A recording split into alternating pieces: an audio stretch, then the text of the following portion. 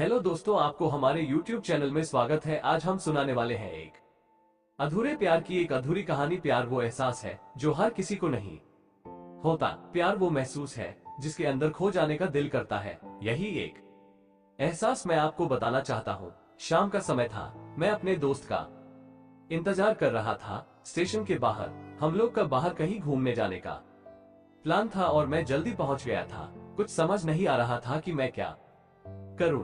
मैं स्टेशन के पास जाके बैठ गया। तभी कुछ ऐसा हुआ कि मेरी जिंदगी एक अलग मोड़ लेने वाली थी। स्टेशन की तरफ मैं देख रहा था कि मेरा दोस्त आया कि नहीं। तभी अचानक से मेरी नजर एक लड़की पर पड़ी।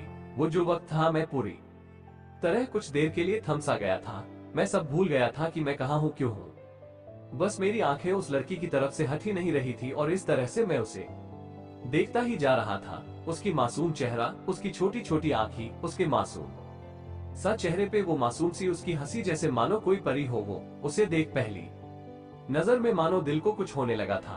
क्या वो प्यार था? मुझे नहीं पता। बस दिल बोल रहा था कि मेरा दोस्त कुछ देर बाद आए या ये वक्त रुक जाए। मुझे उसका नाम जानना था, उसके बारे में बहुत कुछ पता करने को दिल कर रहा था, लेकिन कैसे करूं ये समझ ही नहीं आ रहा था। जब कुछ समझ नहीं आया तब मैंने बस भगवान से प्रार्थना किया कि मुझे ये लड़की मेरी जिंदगी में चाहिए। वो जा रही थी, मेरी आंखों से दूर। मुझे रोकना था उसे, उससे बातें करना था, उससे दोस्ती करनी थी और उसे अपने दिल की बात बतानी थी।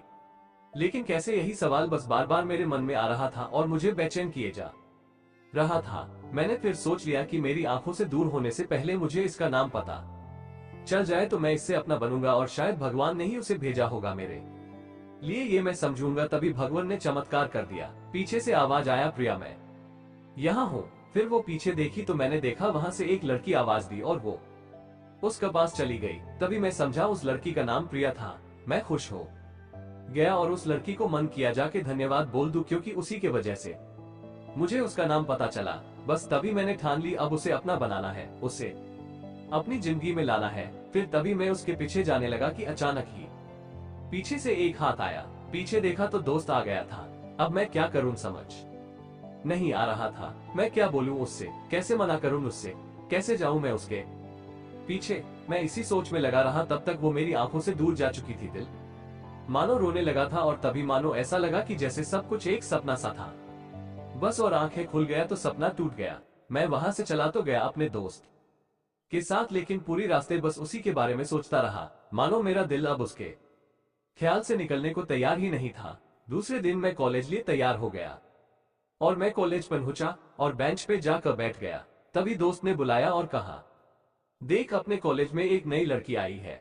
मेरा मन अभी भी बस उसी के ख्यालों में डूबा हुआ था। आंखों से उसका चेहरा मनोहर ही नहीं रहा था। वो बार बार मुझे आवाज दिए जा रही था। तभी मुझे गुस्सा आया और पीछे उससे बोलने जा ही रहा था कि मैं रुक सा गया।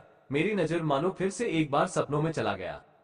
मैंने देखा कि वही थी। मानो जैसे मेरी खुशी का कोई ठिकाना नहीं रहा। मैं खुद को रोक ही नहीं पा रहा था और मेरे समझ में ही नहीं आ रहा था कि मैं क्या करूं, क्या बोलता। मैं बस जाके अपने दोस्त के गले लग गया और हंसने लगा। तभी पता चला वही वो नई लड़की थी जो कॉलेज में आज पहला दिन आई थी। मैं तो मानो हवा में उड़ने लगा। फिर मैंने एक दिन अपने दोस्त को बताया कि ऐसा ऐसा है। उसने कहा जाके बोल दे उसे अपने दिल की बात। लेकिन मैं डरता था कि वो क्या कहेगी, क्या लगेगा उसे। यही सोच के मैं हमेशा रुक जाता था। मैं सोचने लगता था कि कहीं वो मेरी बातें सुन के मुझसे दूर ना हो जाए।